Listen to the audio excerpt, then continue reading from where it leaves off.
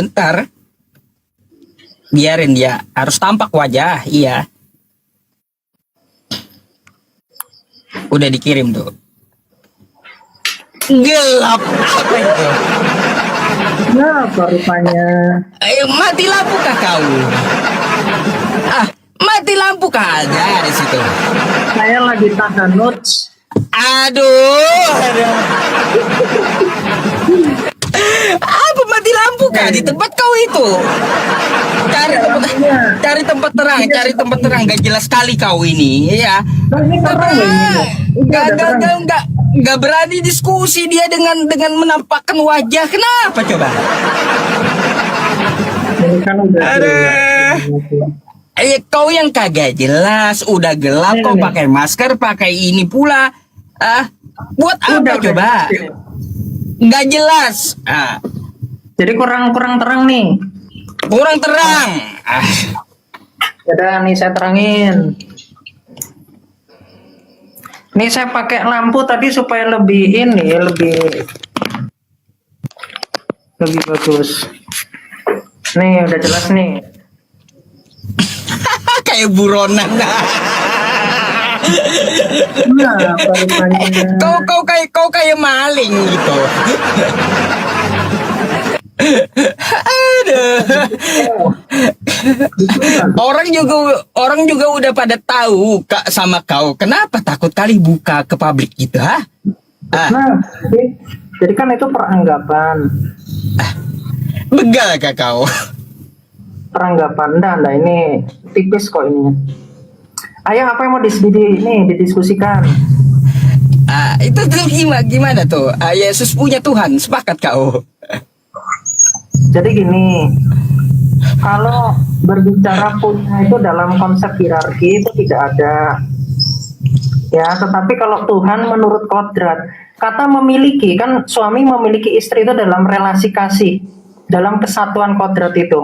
Jadi sang Bapa dengan sang Putra karena satu usia, jadi memiliki, sang Bapa memiliki Allah sang Putra, itu betul. Jadi memiliki Tuhan itu bukan menunjukkan tentang hierarki, tapi menunjukkan tentang relasi kesatuan, atau dalam esensi. Relasi kesatuan, kayak gimana cara nyatuinnya? Kayak gimana? Bingung aku dengan penjelasanmu. Coba. Saya jelasin.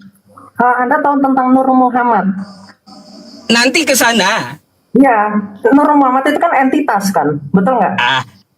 Kita nggak memahami ke situ. Kenapa kau nyeberang? Loh, ini saya mau memparalelisme ke situ. Jadi karena Nur Muhammad itu adalah gini. Jelaskan cara menyatukannya tadi kayak gimana? Itu yang aku minta. Kenapa kau ke Nur Muhammad nggak ada hubungannya? Jadi gini.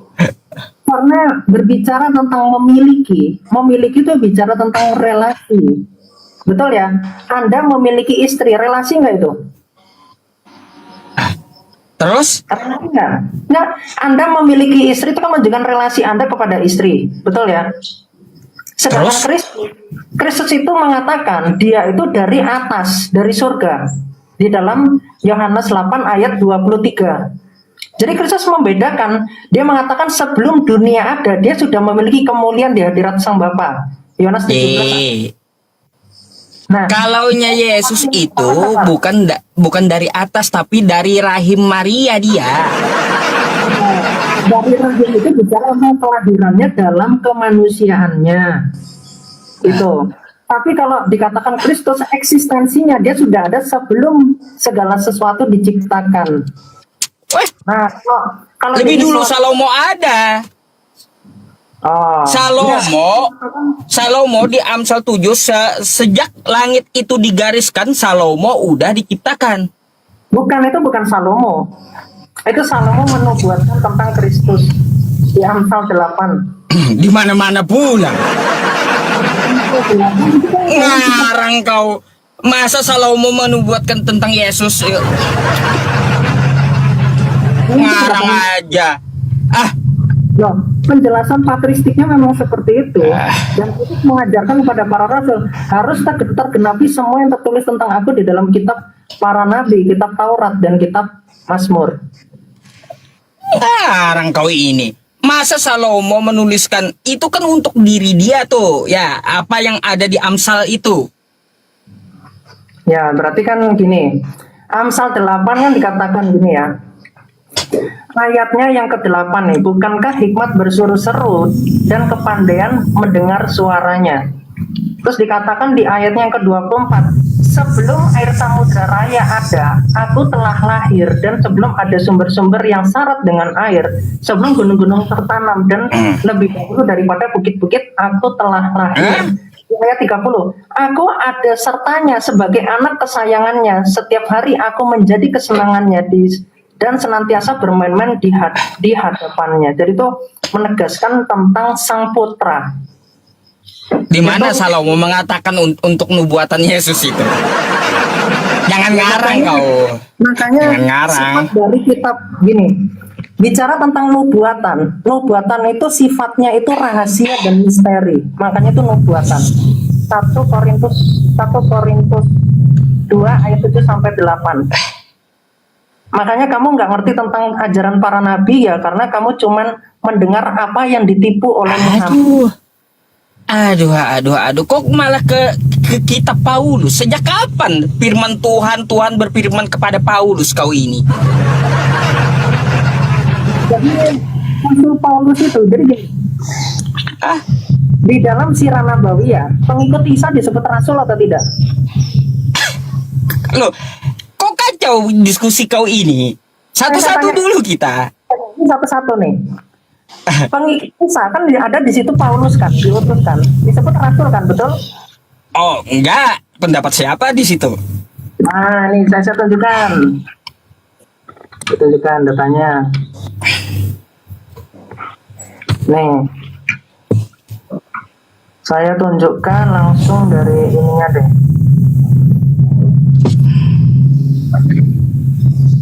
Saya balik ya kameranya ya.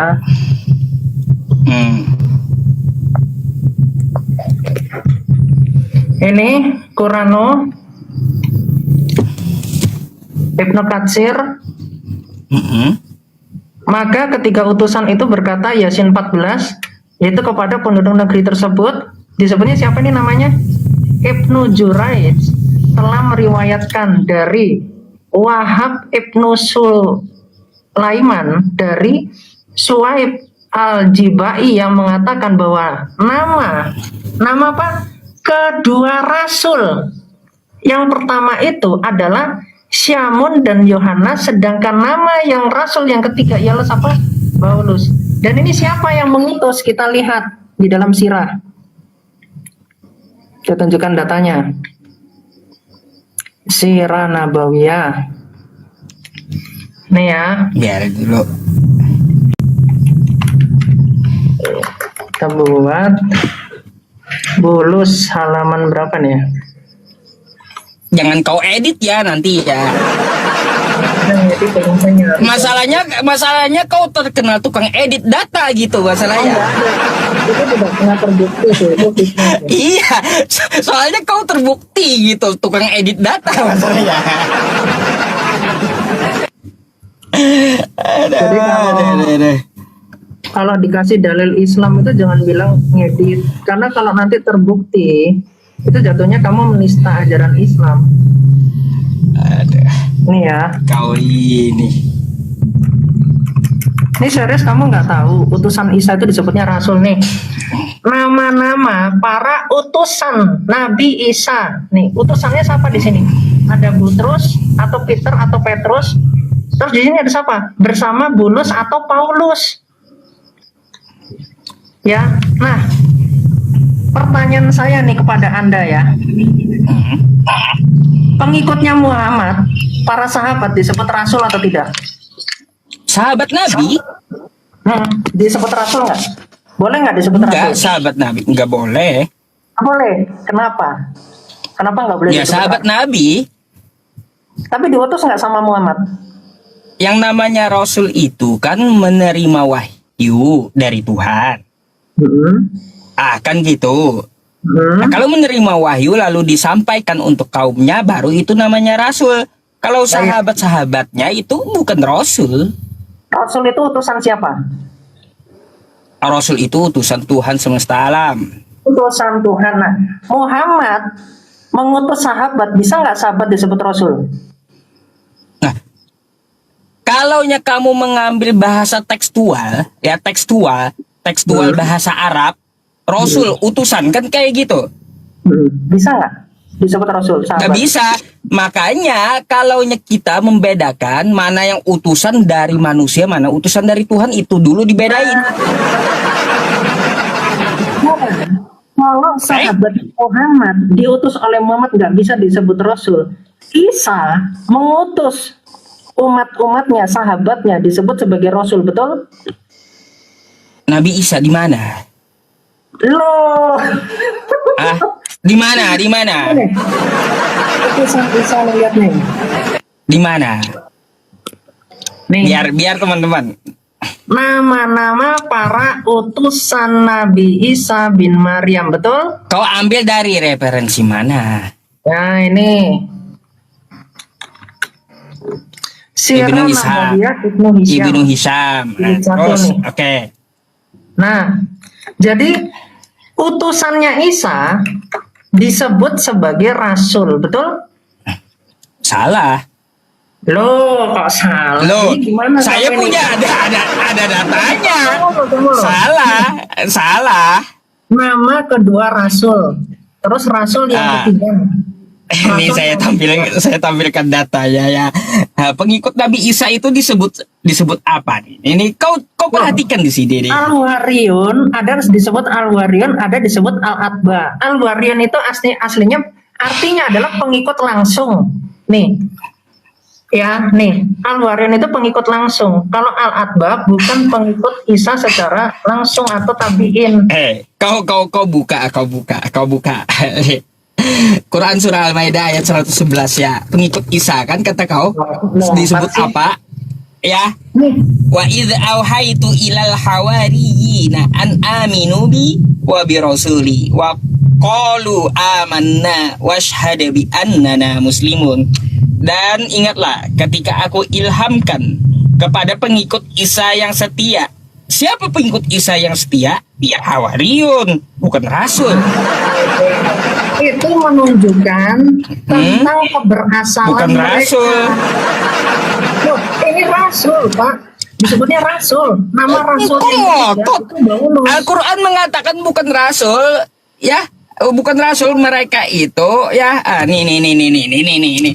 Yang disebut Rasul itu kata Allah adalah Nabi Isanya. Tuh. Nah, terus dan kepadaku Rasulku. Bentar dulu. Ya. Dan kepada Rasulku mereka menjawab, kami telah beriman. Dan saksikanlah wahai Rasul, bahwa sesungguhnya kami adalah orang-orang yang patuh kepada seruan berserah diri. Jadi Hawariyun itu Muslim. Terus ini salah nih berarti nih Ibnu Katsir. Menurut Anda? Saya bawa Quran lebih tinggi daripada Ibnu Katsir. Nah, itu tafsir. Kalau kamu bilangnya bukan Rasul, tafsir. Tafsiran kamu pribadi. Ini tafsiran ulama. Kalaunya kamu pakai tafsir, bisa saya tabrakkan juga dengan tafsir yang lain. Kenapa? Loh, itu tafsir kamu pribadi, mana dibilang pengikut Isa bukan pribadi. Tunjukkan tafsir saya pribadi. Ya, oke. Saya minta datanya. Tunjukkan saya data dari ulamamu yang mengatakan pengikut Isa itu bukan Rasul. Bukan Rasul Allah. Mana? Ini memang bukan. Mereka disebut Hawariyun di Quran. Ya betul. Itu menunjukkan tentang keberasalan. Nih. Ayo. Mana? Ini ada tafsirnya. Mereka disebut Hawariyun. Ya, Al-Wariyun, pengikutnya Muhammad juga disebutnya Al-Wariyun. Mengaco kau pengikut Nabi Muhammad disebut Hawariyun. Apanya? Gak nyambung kau ini. Mana datanya? Bahwa pengikut Isa itu bukan Rasul. Lah, memang tidak tertulis Rasul. Mereka disebut Hawariyun yang kami kenal. Yang menyalahkan mana? Ada nggak? Coba, ada nggak yang mengatakan bahwa bentar, Gini, ada nggak yang mengatakan bahwa pengikut Nabi Isa itu adalah Rasul dalam Quran? Terus Quranmu kamu tafsirkan sendiri? Bukan tafsir sendiri. Itu kan jadi tafsir sendiri. Lah, pengikutnya disebut Hawariyun di sini. Ini ada tafsirnya. Itu arti dari keberhasilan Rasul itu yang menulis kita. Apanya? Rasul itu yang memberikan risalah, arti dari Rasul. Apalagi? Coba. Udah, Siapa yang menulis Injil? kami mengenalnya Hawariyun, ya bukan Rasul. Ya, siapa yang nulis Injil coba? Siapa yang nulis Injil? Hah? Menurut Oh, Islam. Injil ditulis. Loh, Injil nggak ditulis. Belajar dari mana kau? Injil itu apa sih? Injil itu artinya kabar baik, berarti nggak ditulis. Kabar baik. Iya, kabar baik. Injil kabar baik. Mengandung apa kabar baiknya? Enggak, saya tanya apakah Injil ditulis atau tidak. Lah, Injil itu penurunannya kayak gimana? Baca Quran surah Al-Maidah ayat 68. Injil itu berisi ajaran. Ya memang isinya ajaran, tapi ini ya saya tunjukkan. Bukan tulisan. Nih, ini ada ulamamu lagi ya. Ibnu Khaldun. Ulama lagi. Silahkan kau bawa. Banyak-banyak bawa. Nih, para pengikut setia Isa terpencar dalam berbagai wilayah. Ya, dan mayoritas mereka berada di Romawi untuk menyeru kepada ajaran Kristen. Lihat siapa? Petrus adalah pemimpin mereka. Ia memasuki Roma dan menjadi pusat pemerintahan kaisar. Ini Matius menulis Injilnya di Baitul Mikdas. Lukas menulis Injilnya. Yohanes putra Zebede menulis Injilnya. Petrus menulis Injilnya. Bahkan di sini disebut juga siapa? Tentang kau ini lari kemana-mana. Yes, surat. Jadi saya tanya sama kamu, kalau nggak disebut Rasul, kok bisa mereka menulis kitab? Ayo. Kalau disebut Rasul kayak Paulus, ku mau tanya samamu, pengartian Rasul itu kayak gimana sih menurut kamu? Loh, gimana? Rasul itu kan di Islam disebut sebagai risalah, betul nggak? Yang memiliki risalah dari Tuhan, yang kemudian dibukukan, betul nggak? Arsala yursilu kan? Rasulan. Oke, nah Rasul menurut kamu utusan Tuhan kan? Jadi gini, betul utusan Tuhan. Jadi kalau para pengikut Isa diutus oleh Isa dan mereka disebut Rasul, berarti Isa? Enggak, bukan disebut Rasul, disebut Hawariyun. Oke. Saya kasih parameter lagi. Parameter lagi. Parameter. Saya kasih parameter. Boleh nggak ulama Islam membatalkan yang haram? Boleh atau tidak? Nggak boleh. Nggak boleh. Muhammad di dalam surah At-Tahrim nomor 1 dikatakan oleh Allah. Kemana pula kau? Beda pula pembahasannya. Kesana kemari kau. Makanya kan panik ini. Fokus. Kalau kau mau bahas sesuatu itu fokus satu dulu. Ini loncat kodok ke At-Tahrim pula. Bahkan memang Muhammad di situ kan mengharamkan yang dihalalkan. Kenapa? Kau panik gitu. Mengharamkan yang dihalalkan oleh Allah, betul ya? Bentar, kita nggak bahas itu lagi. Kita bahas Hawariyun tadi. Iya, itu Al-Wariyun itu. Ini ke Al-Wariyun. Jadi nggak ada hubungannya dengan Al-Azab. Maria Al-Qibtiyah, enggak akan kesini. Nggak ada hubungannya dengan Maria Al-Qibtiyah itu, nggak ada. Iya, makanya saya nggak ke situ. Saya tahu kepanikan Anda. Nah, Isa itu bisa menghalalkan yang diharamkan oleh Allah, betul? Iya. Makanan yang asalnya halal ya, yang halal bagi Bani Israel karena membangkangnya mereka, Allah mengazab mereka dengan membatasi makanan mereka. Lemak domba kagak boleh. Kan kayak gitu. Setelah Isa setelah Isa turun baru yang asalnya tadi memang halal diharamkan Allah, lalu dihalalkan lagi, kembali ke asal maksudnya. Siapa yang bilang itu tentang makanan? Di Qurannya nggak ada. Di Quran nggak ada. Sekarang kamu tambah-tambah Quran. Tadi saya kasih tafsir. Bukan tafsir Quran, melulu. kamu tafsir sendiri. Tafsir melulu. Sekarang saya kasih Quran, kamu tafsir. Sekarang ada di mana ya? Lompat kodok kamu Sob. Lah, Dan saya bahas ini kamu lompat ke sini. Kan bahas ini kamu lompat ke ngapain sini. kamu lompat-lompat gitu? Lah. Jauh kali kamu lompatnya. Jadi gini, nih lihat ya, saya tunjukkan dalilnya nih. Nah, makanya kamu itu jangan Lompat-lompatnya kau jauh banget gitu. Nih, Al-Imran 50 dikatakan gini ya, dan aku datang kepadamu membenarkan Taurat yang datang sebelumku, dan untuk apa? Menghalalkan makanan. Tidak ada tulisannya menghalalkan makanan, Sob. Menghalalkan bagimu sebagian yang telah diharamkan untukmu. Anda tadi sudah sepakat, tidak boleh manusia itu melakukan menghalalkan yang haram, mengharamkan yang halal. Tidak boleh. Surah 9 Iya. nomor 31, At-Tahrim nomor 1. Lah Isa bisa di sini. Gimana? Nabi Isa itu menghalalkan yang memang sudah halal. Kayak lemak domba, kan gitu. Coba kau baca nih. Baca nih. Untuk menghalalkan bagimu sebagian yang apa? Yang telah diharamkan untukmu. Yang telah diharamkan itu dihalalkan. Kok dirubah konteksnya? Bukan menghalalkan yang dihalalkan, tapi menghalalkan sebagian yang telah diharamkan untukmu. Nih, bentar. Astaga, Yusuf PI ya, mentafsirkan Qurannya sesuai nafsunya ini. Bukan sesuai nafsu saya. Kau yang black cock masalahnya nih. Nih. Bentar. Ya. Nih, ya. Kau baca nih ya. Umat. Nih. Jadi mainanku kau. Ya. Baca 50 Ali Imran ayat 93. Semua makanan adalah halal bagi Bani Israel.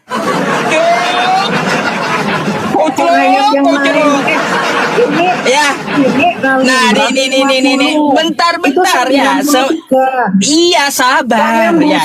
Semua makanan adalah halal bagi Bani Israel, kecuali makanan yang diharamkan oleh Israel Yakub untuk dirinya ya sendiri sebelum Taurat diturunkan.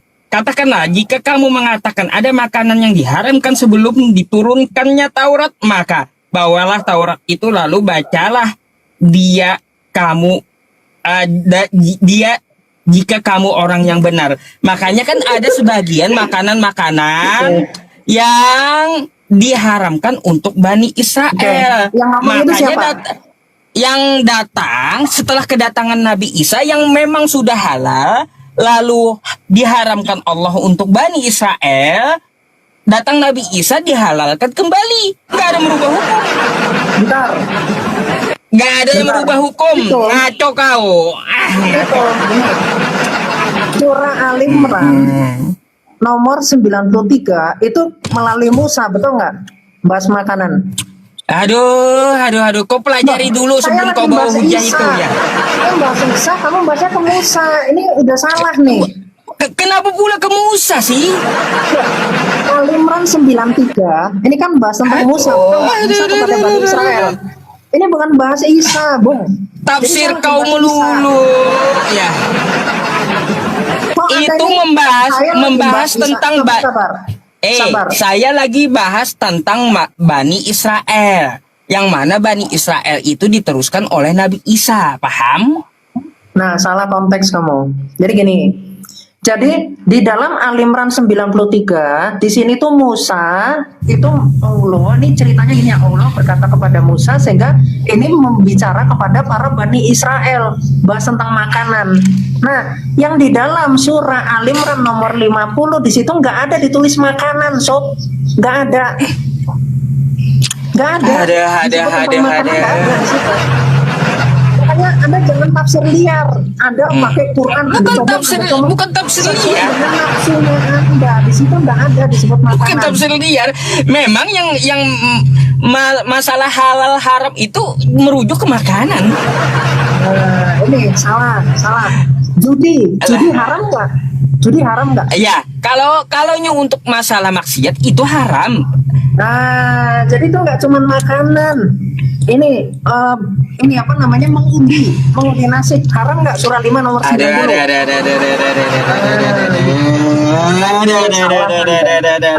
Yang dimaksud ini apa? Ini ya. Ini coba kita melihat. Bentar. Ini pertanyaan saya nih kepada Anda. Tunjukkan kepada saya Allah yang mengatakan yang dihalalkan oleh Isa itu adalah makanan. Tunjukkan di ayatnya mana? Nah, nih Quran surah 50, Al-An'am ayat Al-An'am. Lompat lagi ini mau. Bentar. Ngarang bebas ini, nafsir bebas. Apanya ini? Ngarang bebas? Kau yang ngarang bebas. Loh, metode kamu nggak jelas. Metodenya apa? Nih, kau metode kau yang kagak jelas. Loh. Kau mau plesetin Al-Quran tapi nggak bisa. Wa 'alal ladzina hadu. Bentar.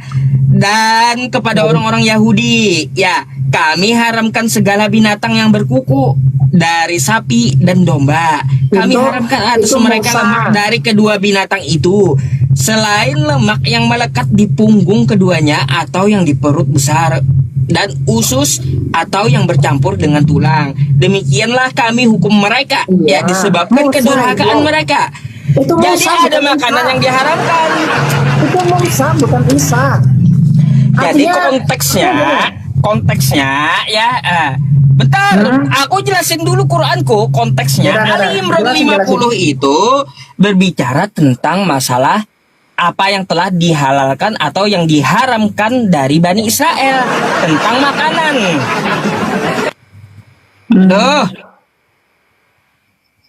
Apa kau ini? Udah belum? Udah. Mau apa lagi kau? Tunjukkan kepada saya yang diharamkan oleh Isa itu makanan. Yang apa yang dihalalkan itu makanan. Mana? Nabi Isa bukan mengubah hukum, nggak ada. Bukan hukumnya. Pertanyaan makanan. Apa itu? Nabi Isa nggak merubah hukum. Tentang makanan. Dengarkan hukumnya. Nabi Isa tidak merubah hukum. Enggak merubah hukum. Enggak berubah hukum. Bukan.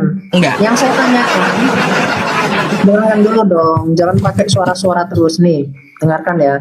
Di mana di dalam Qur'anmu dikatakan Isa itu menghalalkan makanan yang haram? Di mana? Enggak ada.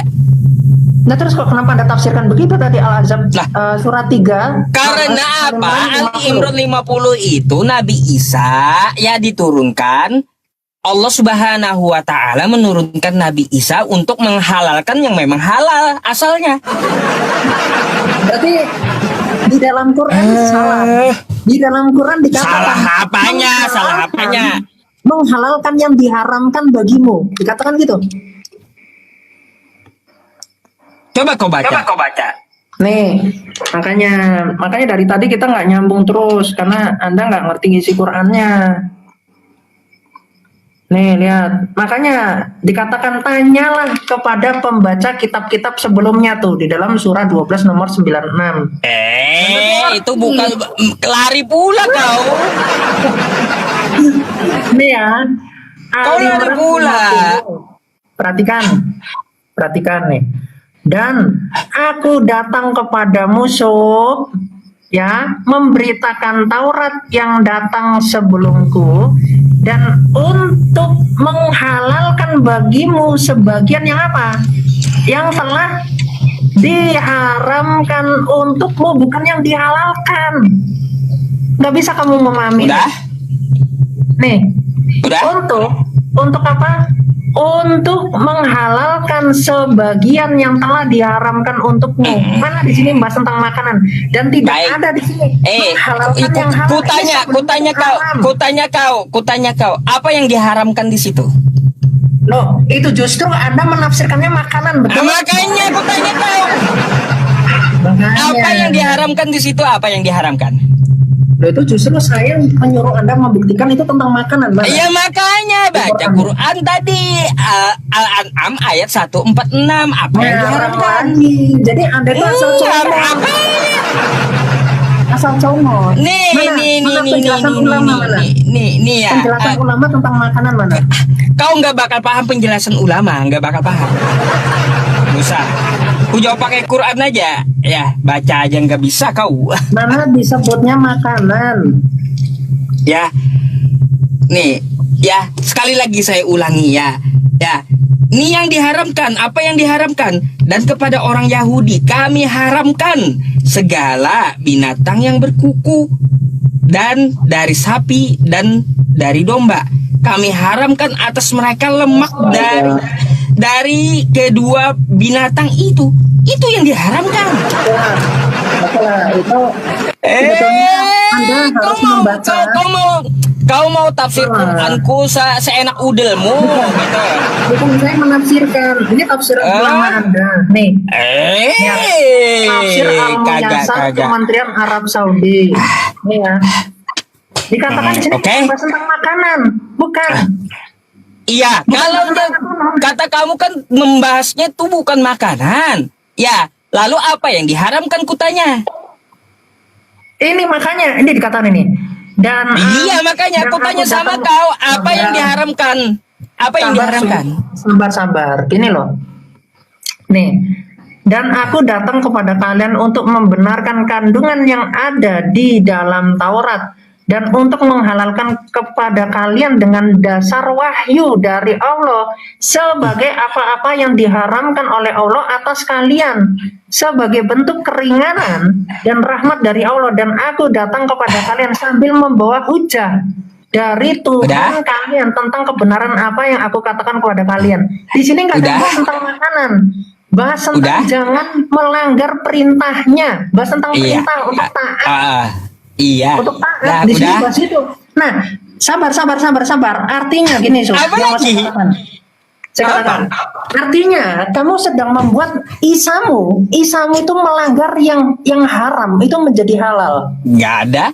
Iya dong. Anda tadi ngomong makanan. Enggak. Makanan yang diharamkan dihalalkan oleh Isa, betul? Enggak ada. Nabi Isa mengubah hukum. Nggak nyambung kau. Boleh bohong. Kan? Kau kagak nyambung. Makanya kutanya yang diharamkan di situ apa? Nah, makanya Anda tadi bilang makanan, betul? Yang kutanya samamu yang diharamkan itu apa? Perintah. Apa yang diharamkan? Perintah itu janganlah diharamkan. Makanya kau kagak nyambung. Tentang perintah, tentang ketaatan. Apa yang dimaksud oleh Ali Imran 50? Apa yang diharamkan? Itu ada di Quran surah Al-An'am ayat 146 tentang masalah hukum hewan, boleh makan ini makan itu, tentang makanan. Coba referensinya mana? Referensinya ada nggak? Referensi ulamanya mana? Makanya apa yang diharamkan? Kutanya mana referensi ulamanya mana? Ngarang. Kau nggak ngerti juga, nggak bakalan. Bukan ngarang bebas. Ngarang, coba tunjukkan referensinya mana? Enggak, aku jawab pakai Quranku aja gitu. Quran cukup menjawabmu. Itu ada tafsir sendiri. Itu mah bukan tafsir sendiri. Enggak perlu. Jadi Anda nggak tahu konteks asbab nuzulnya apa. Yang saya bawa Al-Qur'an saya, kan gitu. Asbab nuzulnya dan Al-Qur'an menjawab sendiri. Kan sudah. Loh. Kau pakai narasi Quran menjawab Quran sendiri. Itu ilmu siapa tuh? Aduh.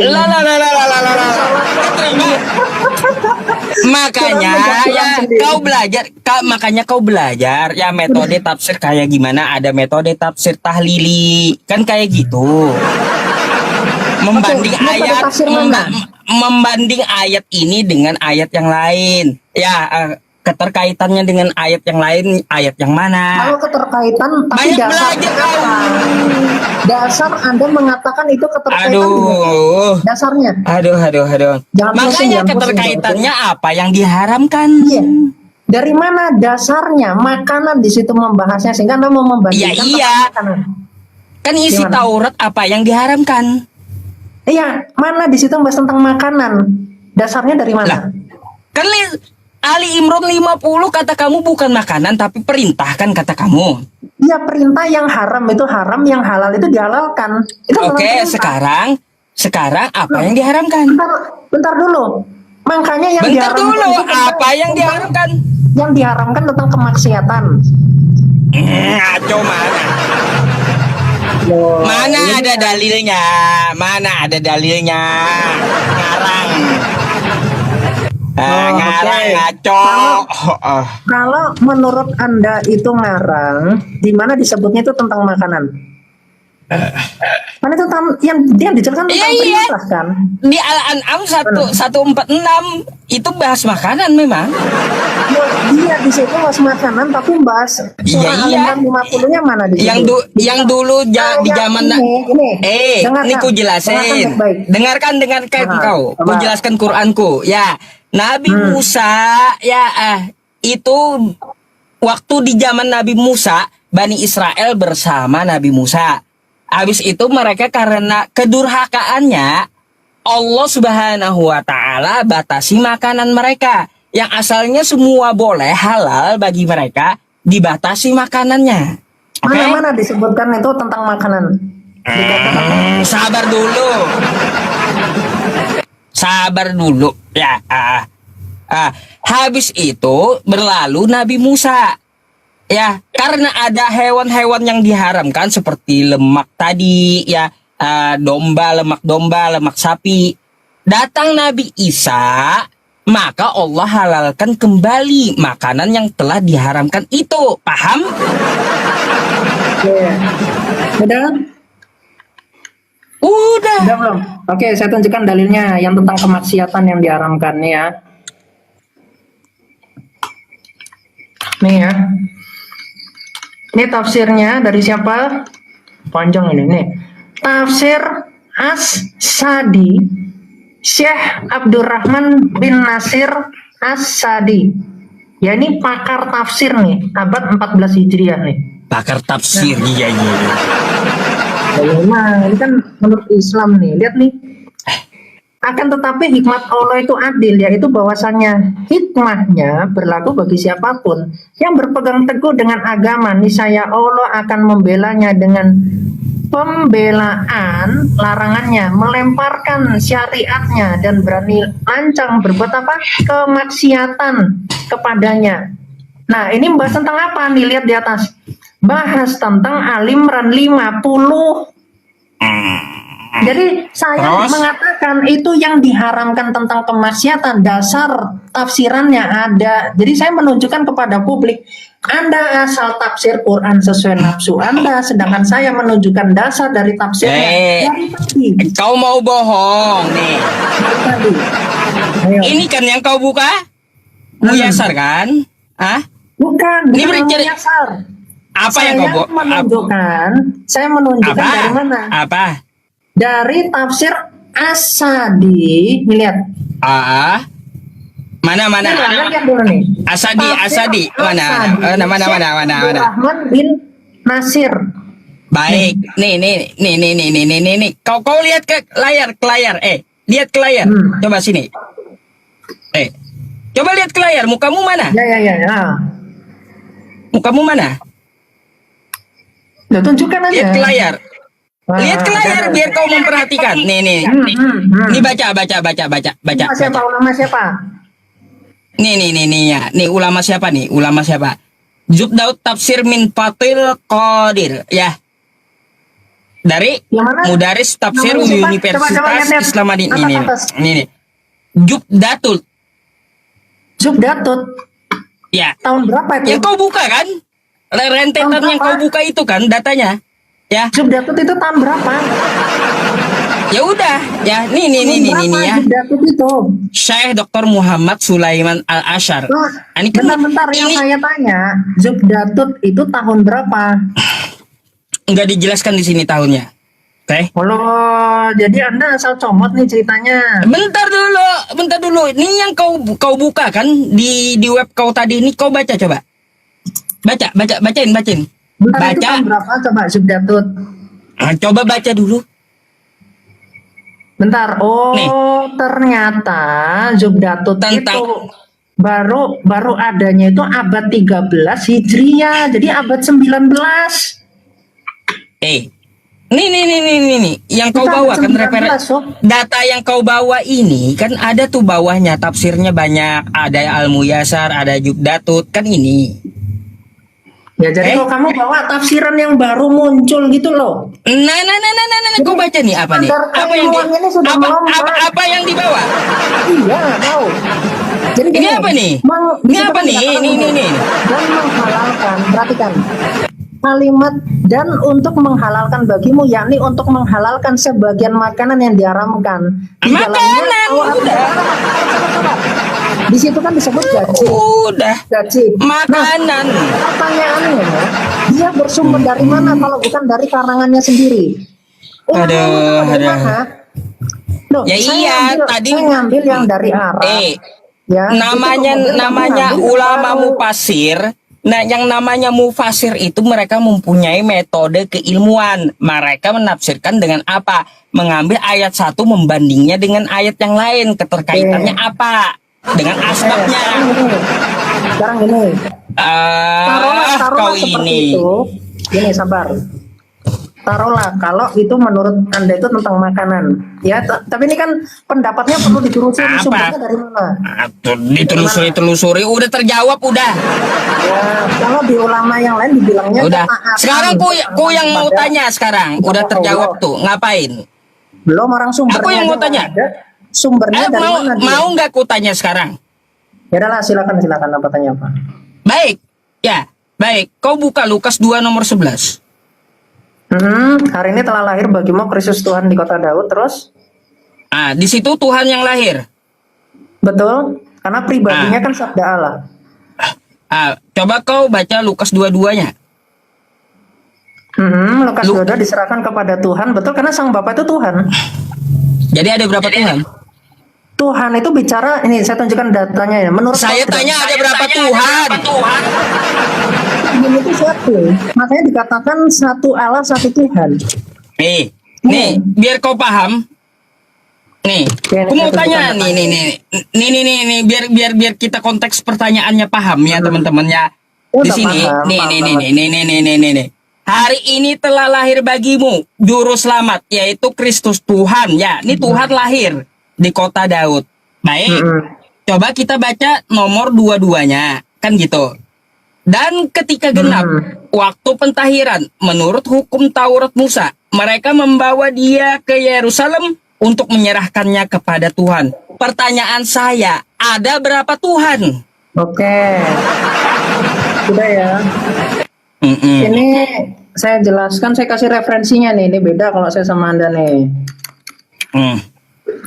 Bentar ya, sabar ya. Ini saya bukakan referensinya nih.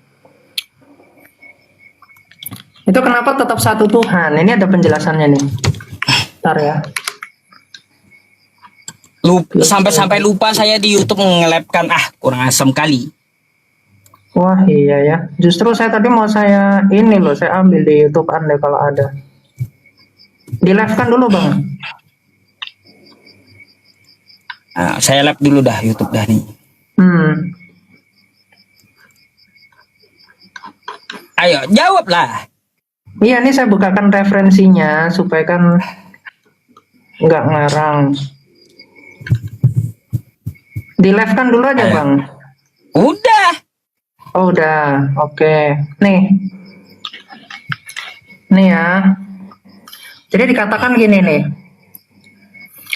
Bapa tidak menyebut anak sebagai Kyrios karena anak lebih tinggi, dan anak tidak menyebut Bapa sebagai Kyrios karena ia lebih rendah, tetapi karena mereka berbagi satu natur, maka ketiganya satu Kyrios. Berdasarkan juga yang dijelaskan Jana Suci Gregorius Nazianzus dalam orasi nomor 13 nomornya 14, kita tidak menyembah anak bersama Bapa sebagai dua Tuhan, dan kita juga tidak menyebut dia Tuhan selain dari Bapa, melainkan satu ketuhanan dalam tiga hipostasis. Gimana satunya? Bentar, gue tanya, gimana satunya? Tadi ada Tuhan bayi yang baru lahir dibawa kepada Tuhan pula. Itu kayak gimana satunya? Makanya, jadi gini Bang, saya jelasin ya. Saya jelaskan.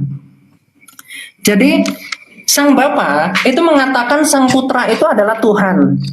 Ya, itu dikutip dari PL, dikutip oleh Rasul Paulus di dalam Ibrani 1 ayat 10. Dikatakan pada mulanya ya Tuhan, Engkau telah meletakkan dasar bumi. Sang anak itu dikatakan Tuhan. Dan juga di ayat yang ke-8 dikatakan tetapi tentang anak ia berkata tahtamu ya Allah. Jadi Sang Bapa ketika mengatakan Sang Putra ini Allah, bukan artinya memiliki dalam arti hierarki, tidak, tetapi menurut natur. Karena satu natur sama seperti Anda memiliki istri, maka ada jalinan relasi kasih. Relasi ngelandur kau ngelandur. Relasi ngelantur. Saya tanya. Ngelantur. Yang saya tanya di situ cuma ada berapa Tuhan? Saya akan buktikan pakai akal. Gini, Anda dengan istri Anda itu satu kodrat manusia atau tidak? Loh, kenapa saya dengan istri? Saya tanya, Anda dengan istri Anda satu kodrat manusia nggak? Enggak. Atau berbeda kodrat? Beda. Beda kodrat manusia? Beda. Oh, berarti Anda bertentangan sama Quran. Karena gini, Siti Hawa, Siti Hawa beda. itu diciptakan dari Adam, betul nggak?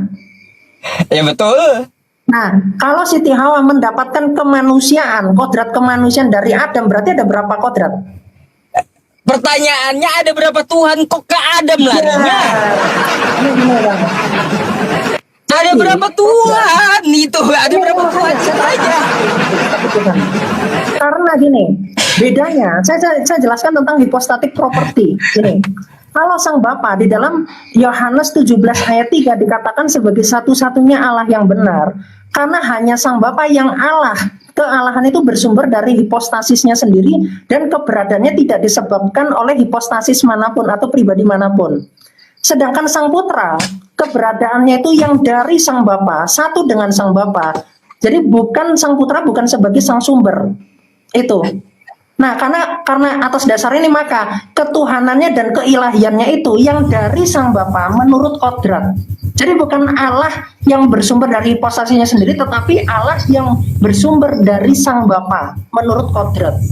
Gitu. Ribet kali jelasinnya. Ya memang. Padahal pertanyaannya simpel, ada berapa Tuhan di situ?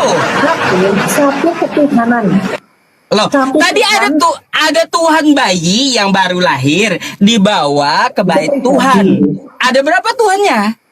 Ini berarti Anda itu tidak bisa membedakan antara pribadi dengan kodrat. Gitu. Gini, kalau saya kasih tahu. Ini Bang, gini. Kalau Anda mengatakan kodrat gini, kalau Anda menyamakan kodrat manusia Anda ya dengan pribadi Anda, berarti istri Anda itu pribadi Anda. Jadi kita semua pribadinya itu analogimu ngawur. Analogimu ngawur. Gak bisa, kodratnya beda istri suami istri itu. Nah, kodratnya itu satu. Kodrat itu bicara tentang keapaan. Apa yang diakses bersama-sama itu kemanusiaan. Gitu loh. Sama-sama manusia. Paham nggak? Jadi karena sama manusia, jadi jangan dicampur adukan antara kodrat atau dalam bahasa Yunani itu osia dengan pribadi. Jadi Sang Putra dikatakan Tuhan ya karena kodratnya itu satu dengan Sang Bapa. Jadi kalau Anda menyamakan antara kodrat dengan osia, berarti Anda membenturkan antara pribadi dengan kodrat. Jadi Anda pribadi Anda dengan istri Anda sama. Gitu. Bang Aldo minta multi ulang, Bang. Ya. Ngapain dinaikin orang nggak jelas. Jadi Anda kalau hatuha sama saya, apa yang nggak jelas? Dia orang yang jelas. Aku punya janji sama dia malam ini. Jadi Anda ini kan sama saya, gitu loh. Coba, jadi Sang Putra dikatakan itu diserahkan kepada Tuhan ya karena Sang Bapa itu Tuhan. Sang Bapa pun mengatakan Sang Putra Tuhan karena satu ini dalam apa? Dalam natur yang sama ini. Ketuhanannya. Jadi Tuhan itu bukan proper to hipostasis, tapi proper to. Muter kemana kau? Bukan muter, tapi ada yang nggak nyampe akalnya, makanya kebalik-balik. Muter kemana kau? Yang saya tanya ada berapa Tuhan, simple kan? Satu ketuhanan, tapi tiga hipostasis, tiga pribadi. Karena Bapa mengutus anaknya ke dunia, ya, di dalam pengasihan hipostasis sang roh. Jadi Trinitas itu bicara tentang hypostatic relation, tentang relasi. Kalau Anda mengatakan Allah pernah belum mengasihi, kemudian dia menciptakan, jadi menciptakan bukan atas dasar kasih. Kasih itu haruslah relasi, haruslah dikomunikasikan. Jadi Allahmu itu bukan pencipta karena pernah belum mengasihi. Berawal dari ada. Trinitas ngomong apa? Sakit pala saya ya. Kiamat ini. Anda tuh belajar Gak nyambung masalahnya gitu. Ilmu kalamnya malam, Pak Ustadz. Malam. Apa sih, pula ilmu kalam apanya? Ilmu kalam apa? ilmu kalammu ya halusuna wal jamaah yang asyari Ada. Kau nggak paham, gak usah bahas itu, nggak paham kau. Oke, Anda paham tentang ilmu kalam? Saya tanya ya. Ya. Saya tanya, Isa. Kalam ada berapa? Kalam ada berapa? Bentar. Coba, saya tanya. Kalam terbagi Allah. berapa? Saya tanya. Sabar. Kalam terbagi berapa? Saya tanya, pertanyaan saya gini. Enggak tahu ya, gue usah bahas dah. Mau saya yang menanyakan kepada Kalau Anda. kalam terbagi berapa aja enggak tahu mau bahas kalam kau. Wah. Bahasa ada empat. Ya gini. Bahasa itu ciptaan atau tidak? Aduh, kalam itu terbagi berapa? 4. Ngaco. Coba 4 atau 5? Ngaco. Udahlah, kau nggak ada ilmunya berarti bahas itu. Ini isim fiil sama huruf. Aduh. Nah, fokus. Ya, sekarang saya tanya, sebelum bahasa diciptakan, apakah bahasa ada? Kau nanya apa lagi sih?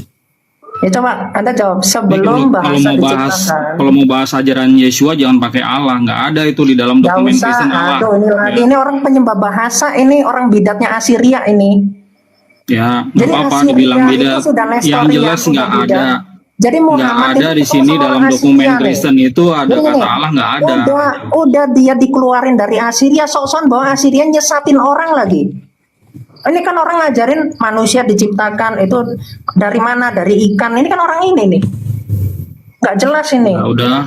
Evolusi Kita lah. fokus saja, Pak Reinkarnasi, itu Ustadz. ajaran siapa? Evolusi, reinkarnasi. Iya. Aldo.